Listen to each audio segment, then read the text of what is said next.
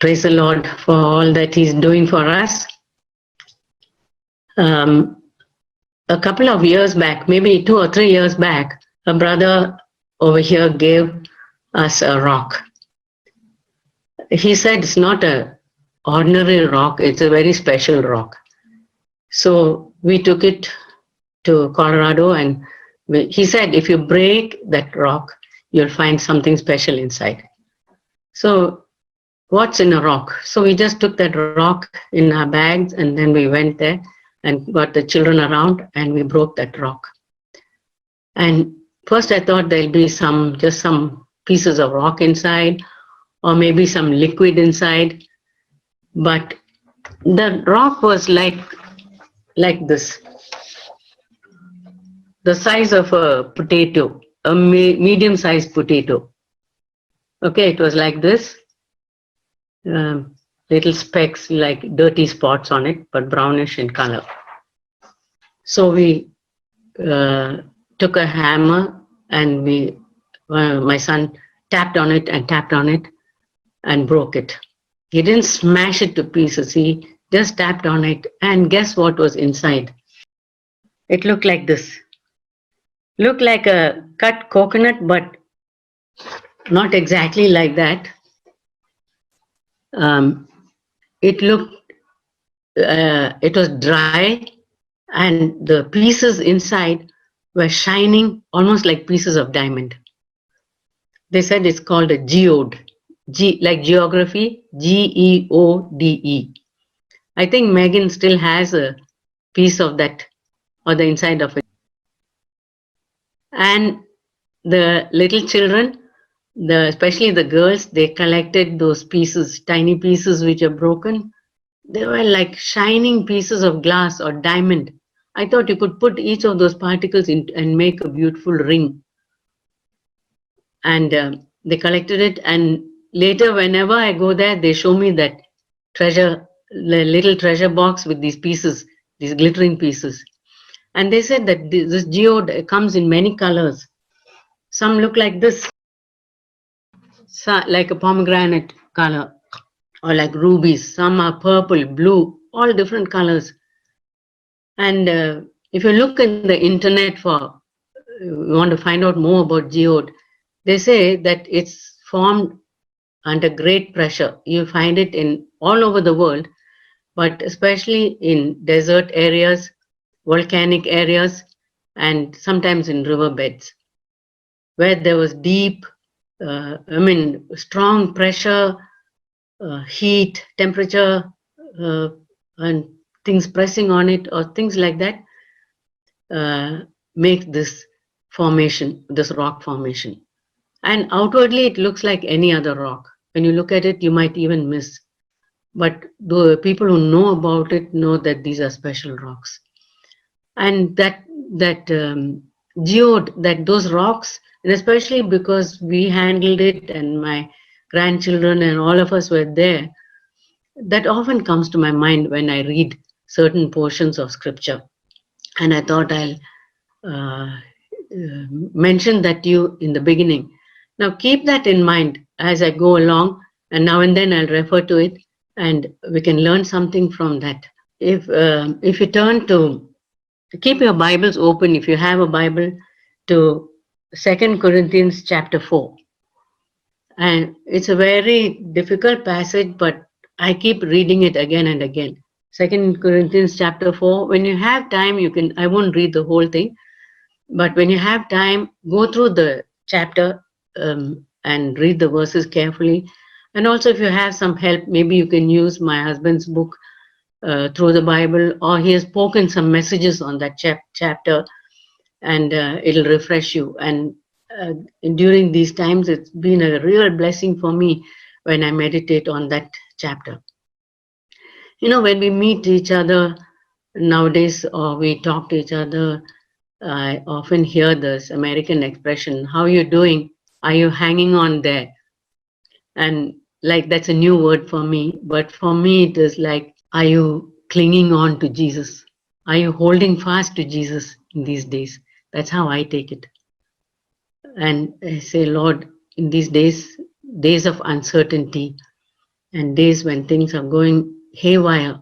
I never know what tomorrow will be like, what the news will be like tomorrow. But I'm holding on to you. And I know that you are holding on to me. And I have that confidence that I'm safe when I'm in your hands. I hope these days have been special days for all of us. I know that a lot of families, there's been special bonding between parents and children, and mothers in law and daughters in law, relatives and friends, brothers and sisters in the church, been a close bonding, though it's been difficult.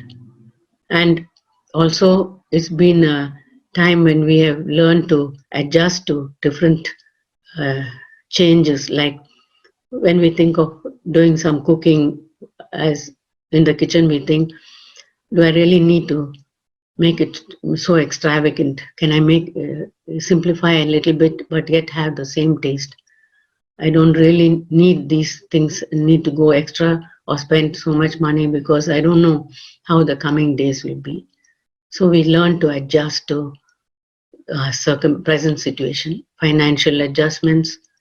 And another thing I think of is before, when we had a small ailment, we think, okay, let me go and see the doctor, or let me run and get the medicine, which I think I might need.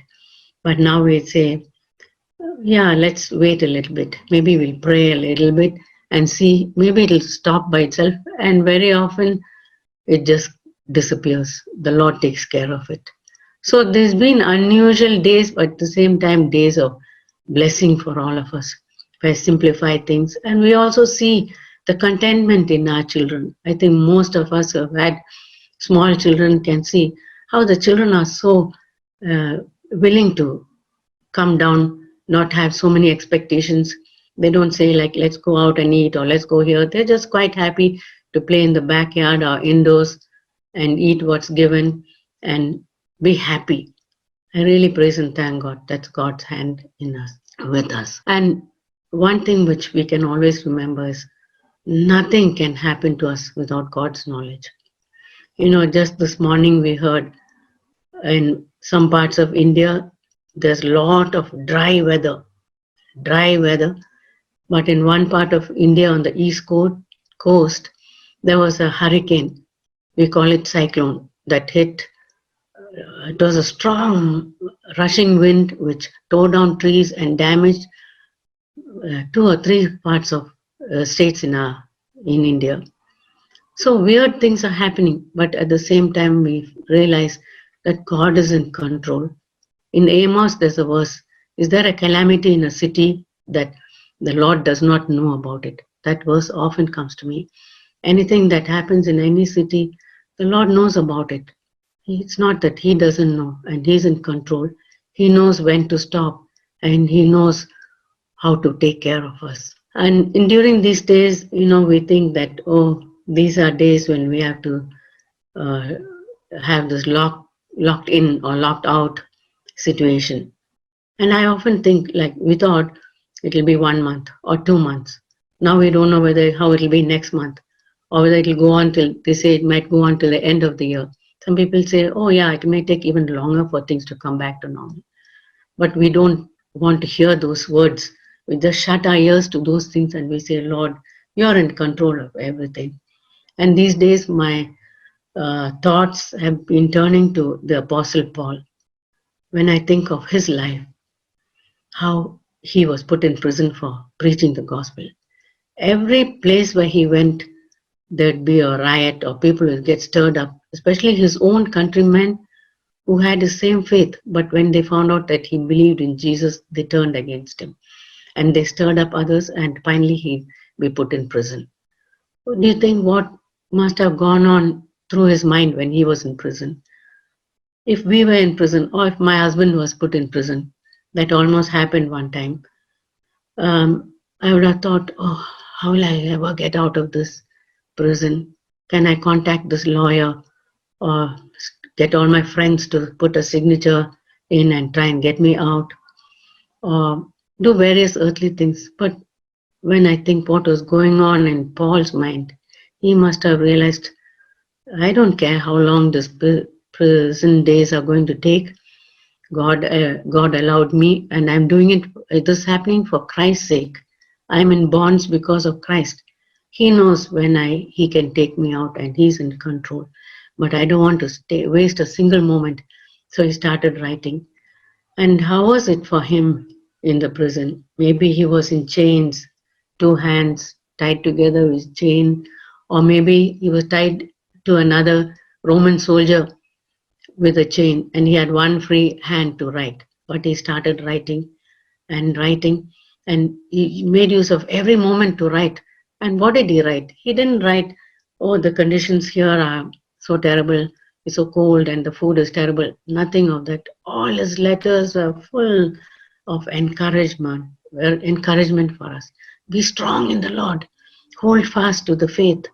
Rejoice. Again, I say rejoice. Count it all joy when you suffer. My God shall supply all your need. He doesn't say, God, supply my need, but my God will supply all your need according to his riches in glory. And I think, oh, what a tremendous work God did in Paul's heart for him to write such powerful words which have come through the centuries for all of us, for so many Christians in all circumstances, and right now to us also. What we are facing is nothing compared to what he faced, and his words are encouraging us and holding us up. Praise God, we have examples like the Apostle Paul, and we can say, Lord, I'm not worthy to be counted as part of that company who went through so much of suffering, and let me not think of my days as any suffering at all. So, talking about Paul, I want you to keep your page or Bible open to 2 Corinthians 4. And here we read some very lovely words. Here we read about a treasure in an earthen vessel. That's why I thought of this geode. An earthen vessel we all deal with. In olden days in our kitchens, there were a lot of earthen vessels. We used to cook in earthen vessels. I had some earthen jars which I collected, and I used to keep some important things, maybe some prescriptions or some medicines which I need to, or maybe some loose currency. Many different jars I had, many things like that. And here we read of an earthen vessel which has a treasure. And you know what that earthen vessel signifies. It's our human body, the mortal part of our body, the natural part of our body. That is the earthen vessel.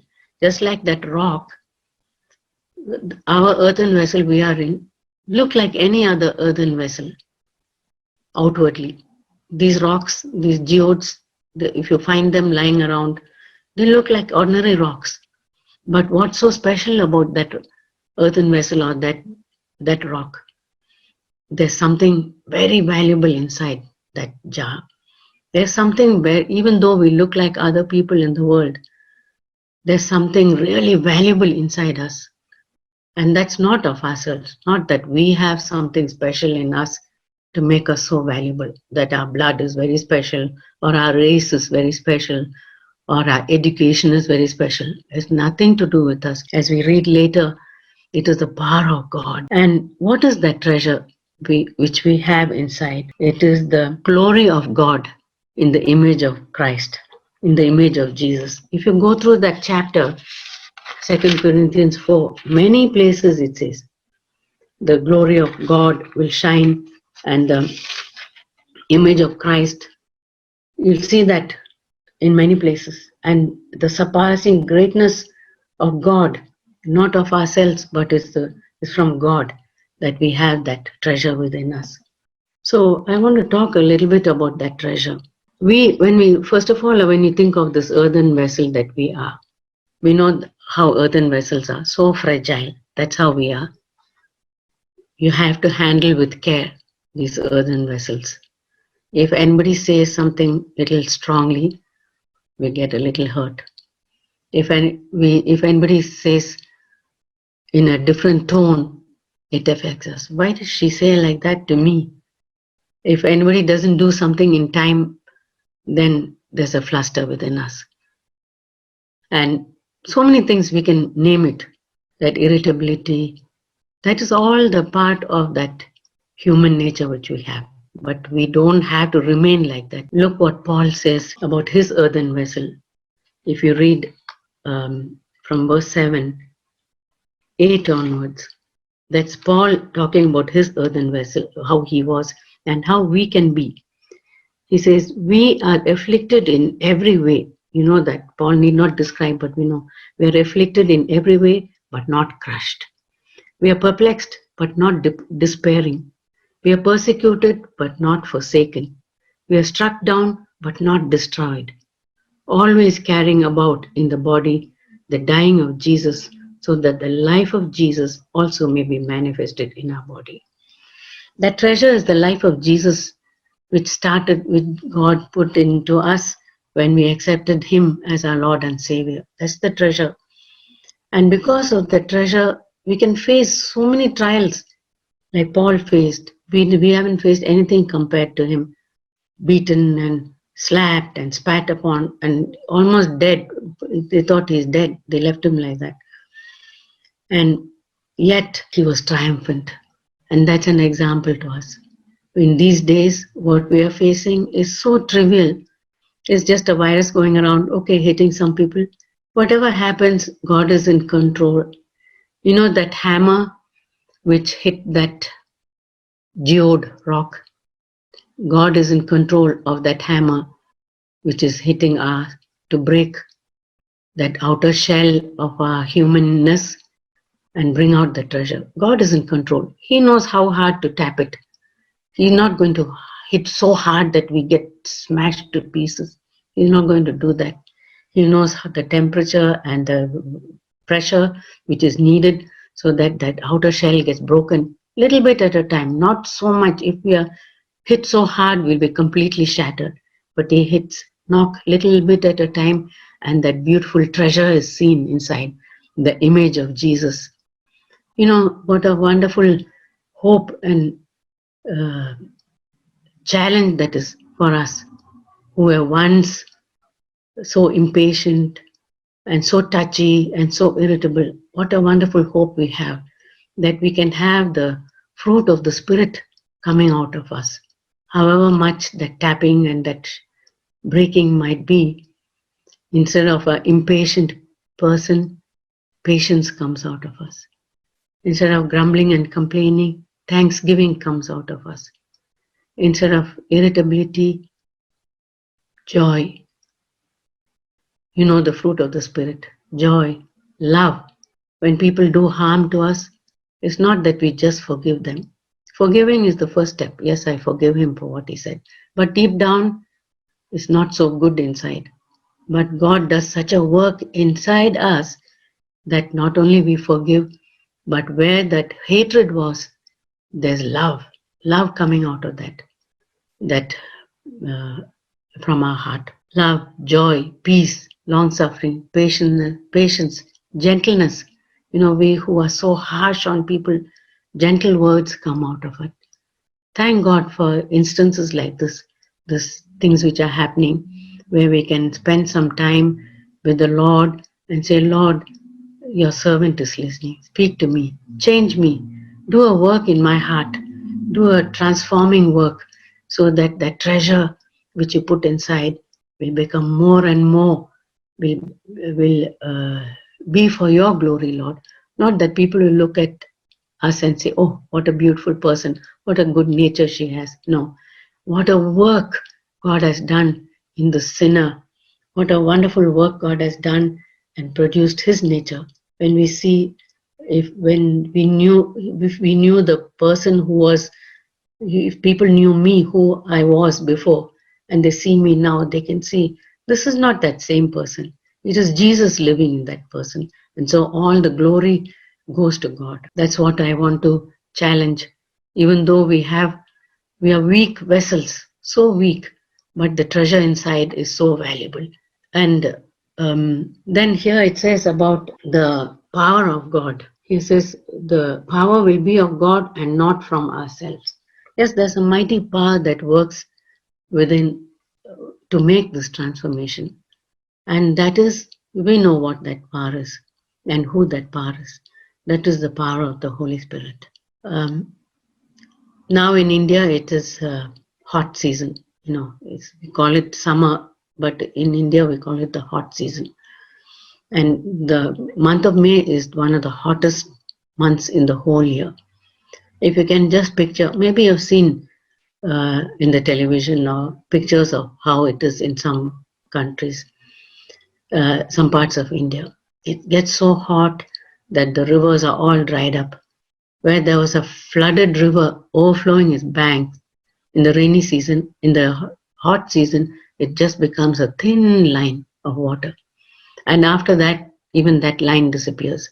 And the women who come from the village to collect the water from the river, they dig into that sand and get some muddy water, and they scoop out that water into the pots and take it and let it settle down and use that for their daily use. That's how it is. Think of our condition like that. The hot season where everything is dry, the fields are dry, the fields are so dry there are big cracks, and if you walk on them, your feet will get cut. Such cracks. Trees are leaves are withered, no grass at all. That's our condition without the power of the Holy Spirit. And then the rain comes. Oh, what a difference when that rain comes. If you've been in India during that end of the hot season, you'll see that difference in that when the first rain, thunder and lightning, nobody is scared or bothered about the thunder and lightning. It's the rain. The water is coming at last, and people put out their buckets and their vessels to collect that fresh water and bring it in. So valuable, because we know how valuable that is. And that's how that power, the baptism of the Holy Spirit means to us. Especially I know the days when I was so defeated in my spiritual life, hit rock bottom, dryness, and then God in His mercy poured His Holy Spirit into my heart. And out of it was a well of thanksgiving. Lord, it's not me anymore. You are so gracious to give me this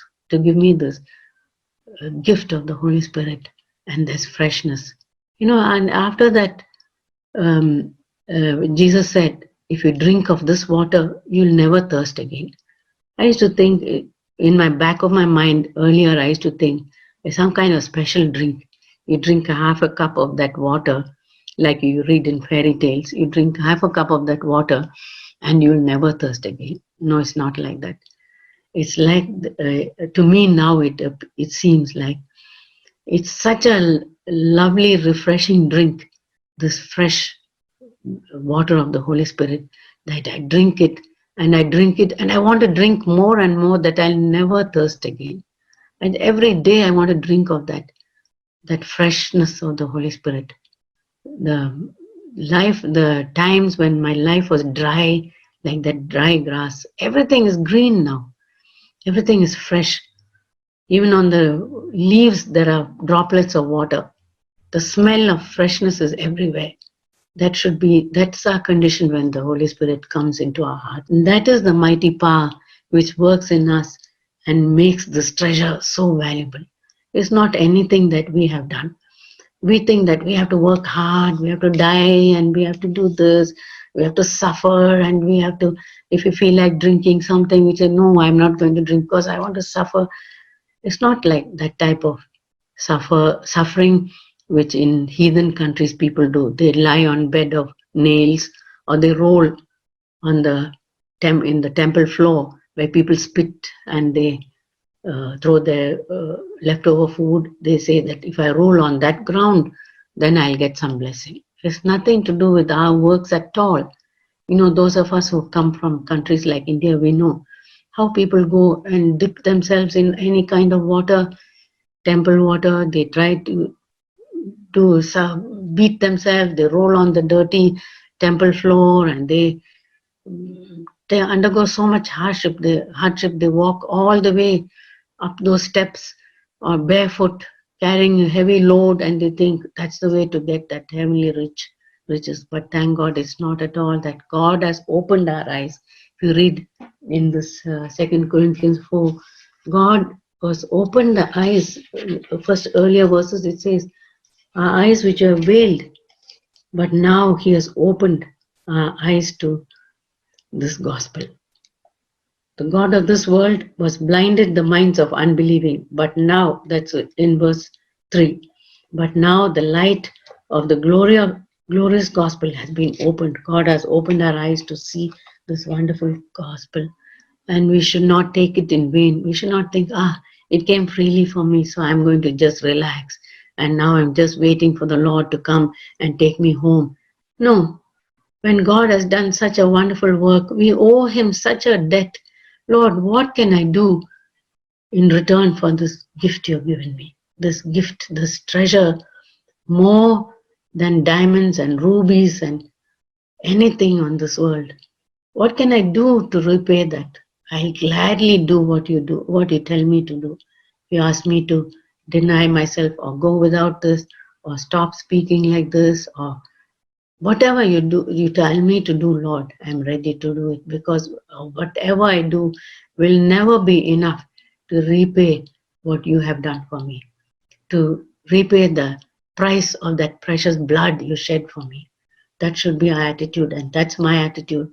Thank God for these days when we have time to sit down and meditate on the love of Christ and the things that Christ has done for us, and our hearts are ready to listen to God because of these things which are happening in this world. Uncertain days, hardship days, little bit of hardship, but God, thank God, He's doing a work in our heart which makes us cry out to Him and say, Lord, I'm here, please speak to me. The time is short. Very soon all these restrictions will be over and I'll be running off to work, and my children will be going off to school, and I'll be again back to my own life. But before that, Lord, do a work in my heart, a lasting work, that I'll look back to these days, these few months when I was so close to you. You know, in our college days, we used to have a thing called college retreat. Like we have 1 or 2 days when we just listen to messages and pray and break up into small groups and pray together. This is like a retreat God has given us to spend time with our sisters in the church, spend time with our families, with our children, bond with them, do things with them, and tell them about eternity. These things are going to, Jesus said these things will happen, but they're not going to happen forever. Beyond this, there's eternity where we are going to be with Jesus. And we can encourage and prepare our children, prepare each other for these days. And right now, we can think of the spirit of faith that we can have. It's not like, I keep on doing that. But there's faith. God produces a faith in our heart that God is going to do something and going to change us and make us more and more like Jesus. And then I want to come to the later part of this verse, this chapter. I said about verse 13, if you say that, the spirit of faith, I believe, therefore I spoke. We also believe, therefore we also speak, knowing that he who raised the Lord Jesus will raise us also with Jesus and will present us with you. Then we come to verse 16 in chapter 4. Therefore we don't lose heart. Therefore we don't lose heart because of all this, because of this mighty power, because of this treasure, because of this Holy Spirit poured into us, because of all these things, because our eyes have been opened to see these wonderful things and to understand these things, and because of these things which are happening on the world today, we don't lose heart. Don't lose heart, dear sisters. Don't lose heart, because we'll hold on to the Lord and He won't let go of us. He won't let go of us and let us sink in our spiritual life or family to go down or suffer starvation. Even if there are job difficulties, some of us are facing job difficulties, maybe. Some husbands have uncertainty in job. But God has a way to take us out of it. Maybe He has a better job for our husbands. Something better is ahead of us, so we don't lose heart. Then I want to bring these wonderful verses which often speaks to me. Though our outer man is decaying, Yet our inner man is being renewed day by day. Yes, this outer man, this outer shell, that outer shell, which is our human body, that's decaying because God said, you are made of dust and to the dust you'll return. That's going to decay. But the inner man, that valuable part of us, is not going to decay, but instead is going to be renewed day by day. Praise God. Inner man is going to be renewed. We must have faith to see that. Lord, let me feel weak or sick or tired or whatever sickness I have, allergies, headaches, whatever it is. That's a sign that our outer man is decaying. But Lord, I commit my inner man to you. I want that to be renewed day by day. And then see the wonderful verse in verse 17. He says, this momentary light affliction is producing for us an eternal weight of glory, far beyond all comparison. What is the affliction that we go through? He says it's momentary. 1 month, 2 months, a year, 2 years maybe. But the word of God says it's momentary. It's just momentary compared to eternity. Compared to in eternity for momentary affliction is so light. We think that these things which you're going through, that momentary is so light. In God's balance, it's so light, it goes up. But the weight of glory is so heavy, so heavy, so heavy, it goes down. This goes up, but the other one goes down and down and down. That's the weight of glory. What's the glory? Not that we are anything, but the glory of Jesus. And it says here, far beyond all comparison. I said, Lord, is beyond all comparison. That's the glory. That's my hope. Thank you that these days I can think of that. And then here we read verse 18, wonderful verse. We look not at the things which are seen, but at the things which are not seen. The things which are seen, it goes further to say, the things which are seen are temporal, but the things which are not seen are eternal. What we see now, all these viruses, all these sicknesses, they're all temporal, but the things which we don't see are eternal. Praise God. God can open our eyes a little bit to see there is something eternal. No doubt. One day I'm going to see it and I'm going to experience. And I'm not going to lose heart. I'm not going to lose my faith because my faith is in that eternal hope. And so the inner man is being renewed day by day. And the affliction that we face is so light. Now, I have some examples which come to my mind. One is, many times Zach, my husband, has said about the rubber band.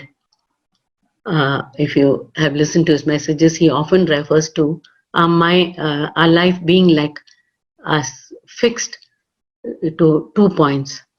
Where we are fixed should be in the heavenly places.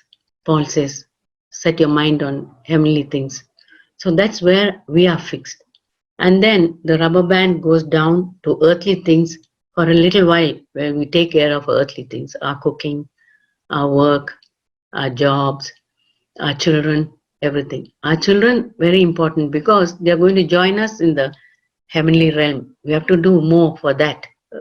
But then once we are free, once that is done, our mind goes back to that heavenly thing.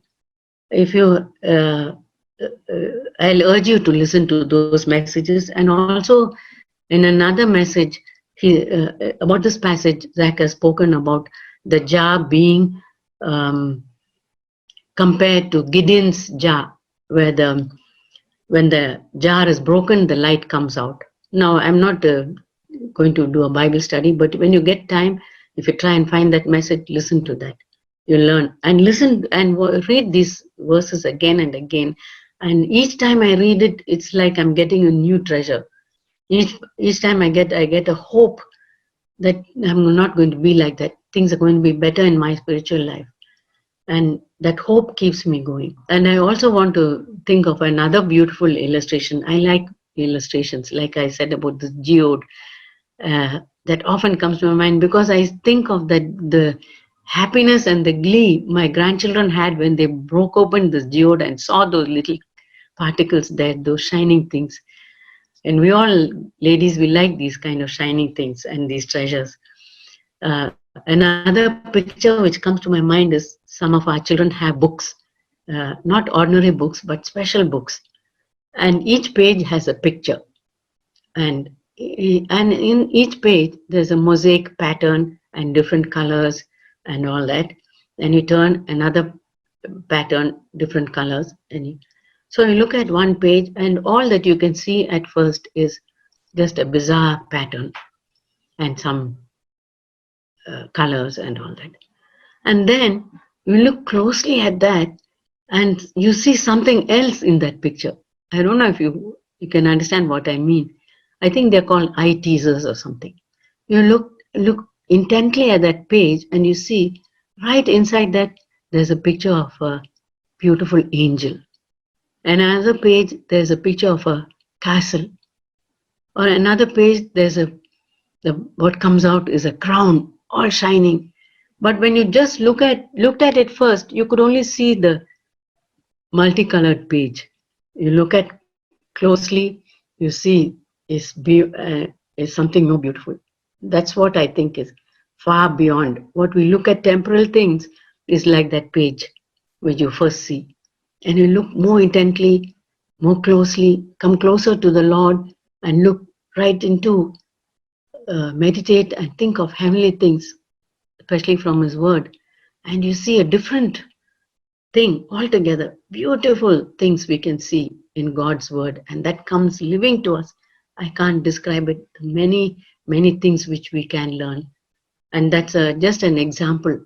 It's just a small example, and things are more beautiful for that. Another example is I can think of is, if you have seen this pictures of the Pilgrim's Progress.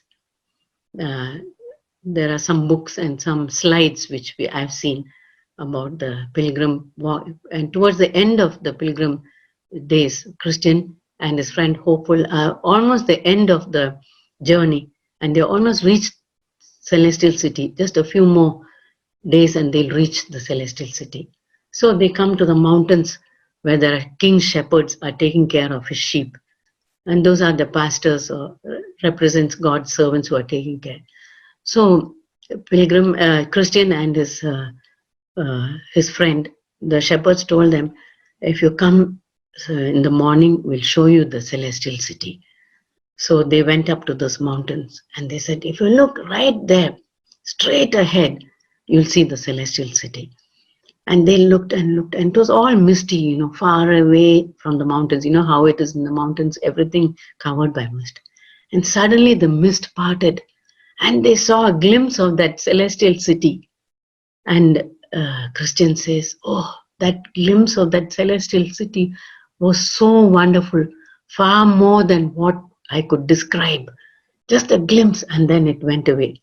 And he said that glimpse was enough to keep me going and say, Lord, I must reach that city. I'm seeing it from a distance, and that itself is so glorious. When I reach there, how much more glorious, because you're there. The person who I'm imagining and seeing by faith, I'm actually seeing you there. And your presence and your glory will be all over there. How much more beautiful when I actually reach that Celestial City. So that picture always comes to my mind. I say, Lord, I'm right now in my human body, my human frailties. I cannot comprehend God, because if with my human eyes I see God, I'll die. I cannot bear with my sinful nature, with my sinful frailties. If I see God, it's too much for me. But when I'm left this earth and I'm with you, and I have that spiritual body, then I can bear to see you. Lord, if with my limitations, let me have that little bit of that glimpse, just a little bit of that glimpse of that glory. That's enough to keep me going. That's what Christian said. Just a glimpse. So in these days of trial, Lord, everyone in the world is talking unbelief and fear, but deep down in my heart, I know there's a hope. Just like if I can get a glimmer of that hope, hope which I have in that being with you, that's enough, and I can keep going for the rest of my days. Let more trials come, let more viruses come, whatever may come, losses, anything. But I have seen that glimpse, just a tiny transient glimpse of that, that will keep me going. That's what I often come, and I thank God for these days and moments that we have. Dear sisters, don't waste these days. You know, we are in the middle of our work. We have more work because we have children. Now it's a vacation for children. We have more work, but yet there's a purpose for this things which are happening. Even if you go to the shower and you get a few minutes, say, Lord, let me have a glimpse of what is ahead of me. Then I'll never be tempted to go back. That's what I want to challenge you with. In closing, I have a poem here. But if you get a chance, look up in the internet for this song. Show me thy face, one transient gleam of loveliness divine. I'll read the first two lines again. Show me thy face, one transient gleam of loveliness divine. And I'll summarize some of the things. If I see your face, Lord, just a transient gleam. I know if I really see your face, how it is, I cannot bear it. I'll faint, I'll collapse. But just a glimpse, just a transient glimpse, Lord, if I can see of that loveliness divine, then it says, I won't think of any love but thine. The first verse says, all the lesser lights on earth will be dark because of your glorious light. And the most beautiful on earth will never seem beautiful again if I see just a glimpse of your face. Second verse is, Lord, show me your face. Then my faith and my love will be fixed on you. Nothing can move that calmness if I just have a glimpse of that glorious face. And life will be like a trance, will be like a dream. Only you will be reality if I see your face. The third verse says, Lord, show me your face, because if I see your face, I'll forget all the weary days and all the fretting and the regrets I had about the past. They will not haunt me anymore if I have just a glimpse of your face.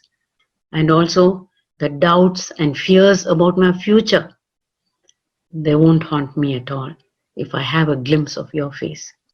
Instead, there'll be calm and trust in you, Lord. The last verse says, Lord, show me your face, because then even the heaviest burden, heaviest cross will be light for me to bear. Every loss will be a gain for me, Lord. Every care, there'll be peace. And life itself will be so brief. We think it's long, but life itself will be so brief, but will be a blessed life. Yes, dear sisters, now we see darkly as through a glass, but one day we'll see everything will come clear to us and we'll see clearly. That's why I want to urge you, read God's word, especially the verses which I said, and many more. Take every opportunity and say, Lord, fix my heart. Every song that I sing, fix my heart to you, that I'll never be tempted to go back, never be tempted to complain or compare my lot with anything. Anything that you don't like, Lord, just burn it away like the fire burns and refine me, make me a better person. God bless you. Shall we close in prayer? Our Heavenly Father, we praise and thank you that you're our loving Father. And just like you love Jesus, you love us. And you sent your beloved Son to this earth, Lord. This earth where there's so much suffering. You sent him to die for us, Lord. And to live on this earth to show us how we can live. And how we can conquer. And we can have the life of Christ. in our hearts, Lord, and in our lives, that triumphant life, so that we can be worthy of your great love, Lord, worthy of that blood which you shed for us, Lord. We know that we can do nothing to repay, but help us in the coming days to live lives that are pleasing to you, and our lives will be transformed, and that treasure will be so valuable. Thank you, Lord, that you can look deep into our hearts and see what's happening there. We want you to be happy when you look into our hearts. We want to please you, Lord Jesus, because we ask in your precious and beloved name, Lord Jesus. Amen.